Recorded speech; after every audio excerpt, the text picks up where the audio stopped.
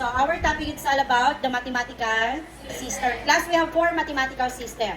The first one is the undefined terms. The second one is the defined terms, which is na-topic na natin last year. Tama po ba?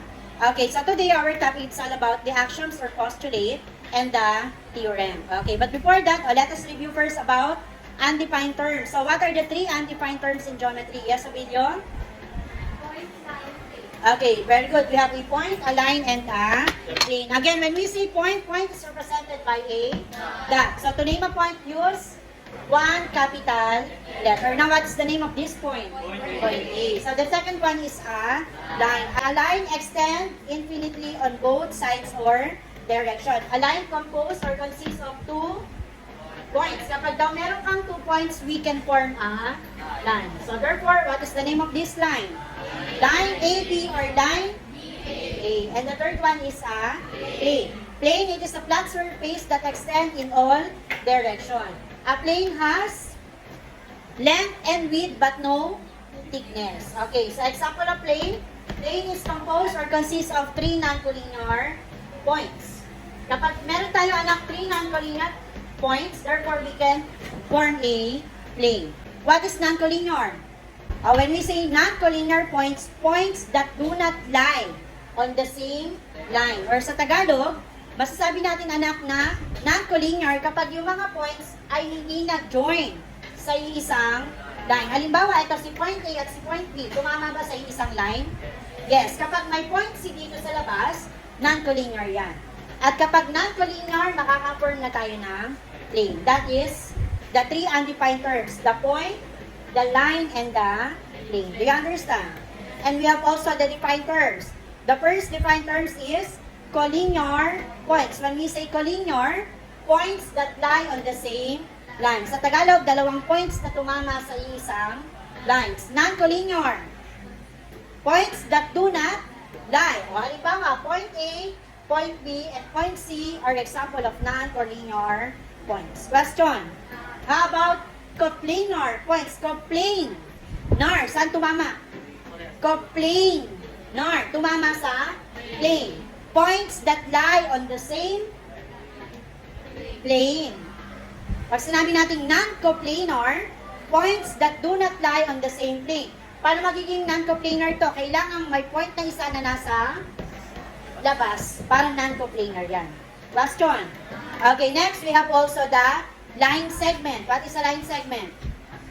Line segment, it is a subset of a line with 2 endpoints. Meaning, it has measurable length.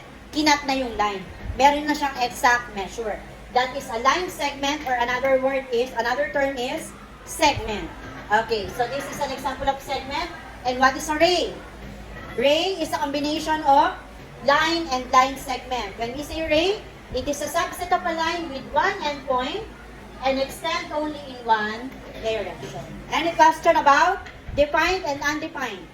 Okay, this time let us focus on the axioms or postulate and the theorem. So when we say axiom or postulate, we have 6 postulate and we have 3 theorem. Okay, but before that, let us define first what is the difference or what is the meaning of axiom, postulate, and theorem. Okay, axioms. Boys, can you read?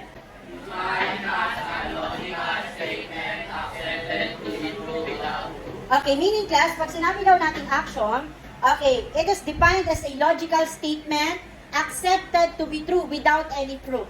Meaning, the given statement is always true, kahit hindi na natin i-prove siya. Do you understand? Okay, and axiom, it is came from the Greek word, axioma, meaning true without any proof. Okay, example of axiom is the property of equality. Okay, the first property of equality is what we call the reflexive property. When we say reflexive property, okay, states that a number is always equal to itself. Meaning, kapag daw yung number laging equal sa sarili, ibig sabihin, ilang number ang pinag-uusapan? Equal, yes, isa lang. Yung number equal sa sarili, halimbawa, si 1 equal kanino? Kay 1. That is reflexive property. If A is a number, A is a variable class, ha? If A is a number, then we can say that A is always equal to A. And that is reflexive property. The second property of equality is what we call the symmetric property. Okay, so girls, can you read the meaning? The symmetric property of equality Is is a simple property that says we can interchange. the size of an equation without changing the true value of the equation. Okay, class, when we say symmetric, it involves two variable naman tayo.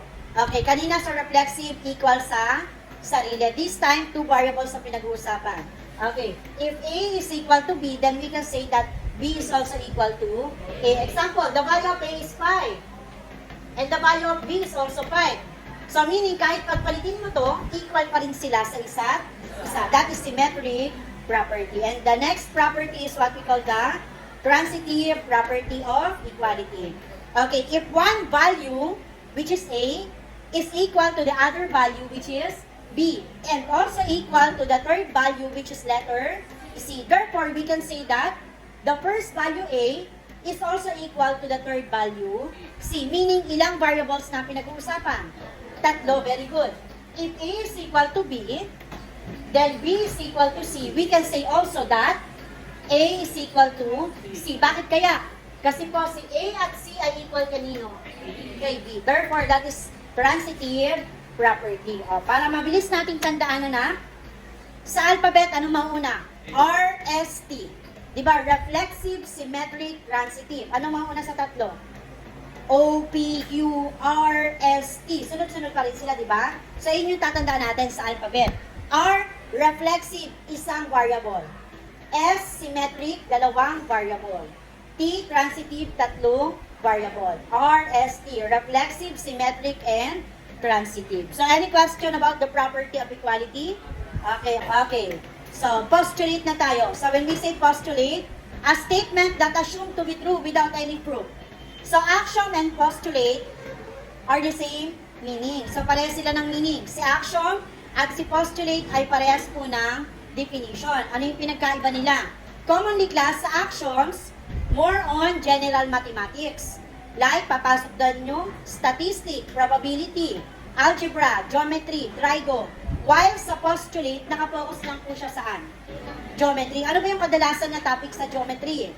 Yung three undefined terms like point, line, and plane. Pwede rin yung mga solid figure. Pag dito lang siya naka-focus sa geometry.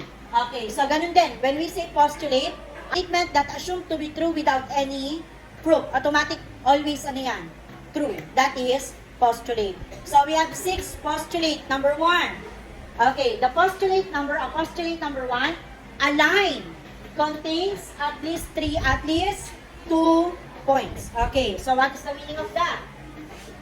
O, Tagalogin po natin para mas maintindihan.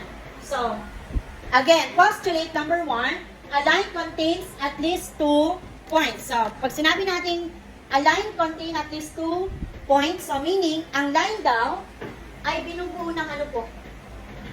Para maka-form tayo ng a line, ilang points po ang kailangan? At least 2, meaning higit sa or dalawa pa taas. So kapag meron daw tayong line, automatic anak meron tayong at least 2 points. And that is postulate number 1. Okay. So for example, this is line L. Line L contains point A and point B. That is postulate number 1. Another example. So given line, anong line to, anak? Okay, given the line H, so line H contains what? Point A and point B. Do you understand postulate number 1? Again, postulate number 1, a line contains at least 2 points. So that is postulate number 1. Now let us proceed by postulate number 2. A plane. O, ano naman yung tinutukoy natin, anak, dyan? Yung plane naman. Yung plane daw ay binubuo ng ano po? 3 non-collinear points. Kapag meron daw tayo anak na plane, automatic meron tayong 3 non-collinear points. O, para magkaroon ng 3 non-collinear points, kailangan yung points ay hiwalay. Or, kailangan pag kinunet natin yan, hindi lang po isang line ang ating ma-form. So, example, this is line X, line Y, and line Z. So, this is plane A. So, meaning, plane A contains point X, Y, and Z. Do you understand? O, another example. So, what is the given plane? Plane, yun nasa gilid anak, naka-script. Plane D contains what? Point A, point B, and point C. And that is postulate number 2. Okay, again, pag sinabi natin postulate number 1, dinefine niya sino? Si line. Sa postulate number 2, dinefine si plane. So, sa postulate number 3, it is somehow similar to postulate number 1. Ano pinagkaiba? Sa postulate number 3, ang sinabi dyan, through any 2 points. So, inuna sino? Sino? Si 2 points. Sabi daw dyan, anak, through any 2 points, there is exactly 1 line. Or sa Tagalog, kapag daw meron kang 2 points, automatic makaka-form ka ng isang line. And that is postulate number 3. Anong pinagkaiba ng 1 at 3? Sa 1, dinefine sino? Si line. Sa 3, kapag may 2 points ka daw, makaka-form ka na ng isang line. And that is postulate number 3. Example, using point A and point B, so we can form line what? Line H, meaning 2 points determine a line. Question, naiintindihan po ba? Okay, next, postulate number 4. Boys, can you read? To any three non-collinear points, there is exactly 1 plane. Okay, postulate number 4 is somehow similar to postulate number 2. Okay, sa postulate number 2, dinefine si plane. Dito naman anak, sino yung unang binanggit? Yung 3 non-collinear points. Kapag daw meron po tayo anak na 3 non-collinear points, makaka-form na daw tayo ng plane. And that is postulate number 4. Example, ano yung 3 non-collinear points na binigay? Point A, point B, and point C. Non-collinear po ba silang tatlo? Yes, kasi po magkakahiwalay. Therefore, we can form plane what? What is the name of the given plane? Plane D. Okay, very good. So, any question about postulate number 4? Okay, kung wala, let us proceed now by the postulate number 5. Okay, in postulate number 5, if 2 points lie in the plane, okay, describe natin. If 2 points lie in the plane, yung 2 points na tumama sa plane. Okay, this is the figure. Halimbawa, point A and point B lie in plane N. Again, point A and point B lie in plane N. Then, the line joining them lies in the plane. What's the meaning of that? Okay, yung 2 points daw nasa loob ng plane or tumama sa plane. Tama po ba? Okay, ngayon, pag may 2 points ka, ano yung pwede nating ma-form? Very good. So, automatic, itong line na to ay nasa loob din po ba ng plane? Yes, so that is postulate number 5. If 2 points lie in the plane, then the line joining them, then lies also in the plane. Meaning, point A and point B lie in plane N. And we can say also that line AB is also lie in plane N. Tagalogin ko pa ba? Sa Tagalog, si point A at si point B daw ay nasa loob or tumama kay plane N. So, dahil meron akong 2 points, pwede rin po ba ako makaform ng line? So, ibig sabihin, yung line na mabubuo ko ay nasa loob din ng plane. And that is postulate number 5. For example, ano yung 2 points na tinutukoy dyan? Point A and point B. Tumama ba kay plane C? Okay, if yes, i-connect mo yung 2 points. Nakaform ka ng line. Nasa loob din ba ng plane? Okay, that is postulate number 5. Any question? Can you read all? If 2 planes intersect, then their intersection is a line. Okay, so if 2 planes daw, if 2 planes intersect, then their intersection is a example of plane. So this is an example of plane. A sheet of paper. Okay, it has length and width but no thickness. Okay, so if 2 planes intersect, kapag daw yung 2 plane ay nag-intersect, anong tawag daw sa intersection nila? Ito, anong tawag dito? Very good, line. If 2 planes intersect, then their intersection is a line. Okay, example. What is the given plane? What is the name of the given planes? Plane D and plane C. Nag-intersect po ba? Yes, based on the illustration, plane D and plane C intersect at saan nag-intersect? Sa gitna. Anong tawag sa intersection nila? line. Anong name ng line na yon? Very good. Line A, B. Okay. So, plane C and plane D intersect at line A, B. Okay, the intersection of 2 points is a line. Kapag yung dalawang line naman anak nag-intersect, anong tawag sa intersection nila? Point. Nagets po ba? Kapag dalawang line nag-intersect, anong tawag sa intersection? Kapag dalawang plane nag-intersect, anong tawag sa intersection? Okay, any question? Okay, this time, proceed na tayo kay theorem. Okay, when we say theorem, a true statement that can be proven, meaning we need to prove. So, kailangan natin magkalap ng mga idea or information para masabi natin ito ay true statement. So, ang pinagkaiba niya sa axiom and postulate. Sa axiom and postulate, true statement without any proof. Dito, we need to prove. We have 3 theorems. So, theorem number 1. By the way, theorem, once a theorem is proven, it can also be used as a reason in proving other statement. Okay, let us proceed now by theorem number 1. If 2 lines intersect, then they intersect in exactly 1 point. Again, if 2 lines intersect, then their intersection is exactly 1 point. Okay, sabi ko lang kanina, kapag yung dalawang line nag-intersect, okay, so mag-intersect sila sa 1 point. Okay, example. So, using this figure, the 2 lines are line AC and line BD intersect at point what? Point E. Very good. And point E is what we call the point of intersection. Do you understand? Ang tawag daw kay point E ay point of intersection kasi doon nag-intersect si line AC at si line BD. Okay, next, theorem number 2. I will explain theorem number 2 ha. If a point lies outside the line, meaning ang pinag-uusapan natin dito anak, isang line at isang point. Okay. If a point lies outside the line, meaning si point C daw ay hindi tumama kay line AB. Then, exactly one plane contains both the line and a point. Makaka-form ba tayo ng plane dito? Who says yes? Okay. How to form a plane? Kailangan sa plane at least 3 non-collinear points. Ano po ba yung non-collinear points? Ano yung non-collinear points? Points na hindi magkakasama sa iisang line. Ito po ba ay non-collinear? Yes, kasi po si point C ay hindi tumama kay line AB. Kaya ba kaka-form tayo dito ng plane? Bakit? Ilang points ito? 3. So, si point C ay hindi tumama dito, therefore, non-collinear yan. So, therefore, we can form a plane. And that is plane B. Question. Okay, example.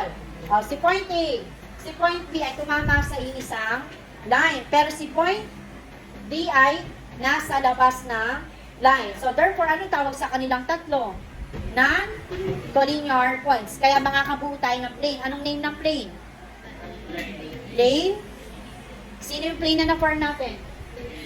Plane C. Meaning, plane C contains line AB and point B. Nagets po ba?